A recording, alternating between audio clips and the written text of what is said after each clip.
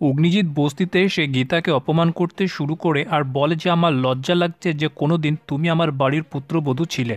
গীতা বলে মুখটা বন্ধ রেখে যেটা বলতে এসেছেন সেটা বলুন, যেটা নিয়ে তাদের দুজনের মধ্যে ভালো রকমের কথা কাটাকাটি আর তর্ক শুরু হয়ে যায়। অগ্নিজিৎ বলে তুমি আমার জামাইকে কেন ভয় দেখিয়েছ? গীতা বলে আপনার জামাইকে জেলেও পাঠাবো, অপরাধীকে তো শাস্তি পেতেই হবে। তারপর তাদের তর্ক ভীষণভাবে বেড়ে যায় আর দুজনেই একে অপরকে হারানোর চ্যালেঞ্জ করে দেয়। গীতা তার বস্তির লোকজনদের বলে যে অগ্নিজিতের সাথে তাকে এই নাটকটা করতে হলো, তা না হলে অপরাধীরা সন্দেহ করবে। গীতা বলে অগ্নিজিতের হাতে পায়ে ধরে গীতা পরে ক্ষমা চেয়ে নেবে এটার জন্যে। পুলিশ স্টেশনের মধ্যে গীতা ঢালিকে ভয় দেখাতে শুরু করে আর বলে যে তার নামে এফআইআর করার কথা, যেটাতে ঢালি বিন্দু মাত্র ঘাবড়ায় না। গীতা বলে তুই কৃপানের কাছে 10 লাখ টাকা চেয়েছিস, সেটার প্রমাণ আছে আমার কাছে, বল কোন কাজের জন্য 10 লাখ টাকা চেয়েছিস।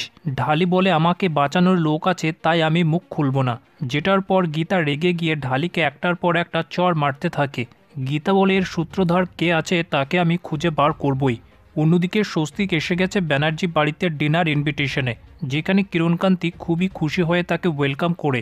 এদিকে মেহেকরা চুপি চুপি গীতাকে ফোন করে বলে দেয় যে স্বস্তিক এসে পড়েছে।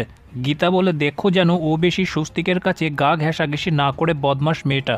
অন্যদিকে কাব্যাকে প্রথমবার শাড়িতে দেখে স্বস্তিক হতবাক হয়ে যায় আর বলে যে তুমি কি পয়লা বৈশাখের নাচের অনুষ্ঠানে যাচ্ছ নাকি? আর কাব্যাকে এমন অপমান হতে দেখে মেহেকরা হাসতে শুরু করে। কাব্যা বলে আমি শুধু তোমার জন্য শাড়ি পরেছি। রতি বলে কাব্যের সব কিছু তোমার জন্য নিজের হাতে রান্না করেছে, দেখো এবার কত সুন্দর করে তোমাকে কাঁসার থালিতে পরিবেশন করবে। তারপর কিরণকান্তি অগ্নিজিৎকে ফোন করে বলে যে স্বস্তিক এসে গেছে, আপনি চিন্তা করবেন না, আপনার ছেলেকে আমরা নিজের ছেলের মতো করে সৎকার করব। অগ্নিজিৎ বলে হ্যাঁ আপনারা সেটাই করুন, ওকে পুরো নিজের বানিয়ে নিন।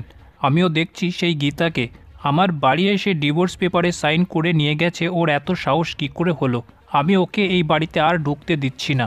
কিরণকান্তি বলে আপনি ভাববেন না আমার মেয়ে কাব্যায় আপনার বাড়ির বউ হবে।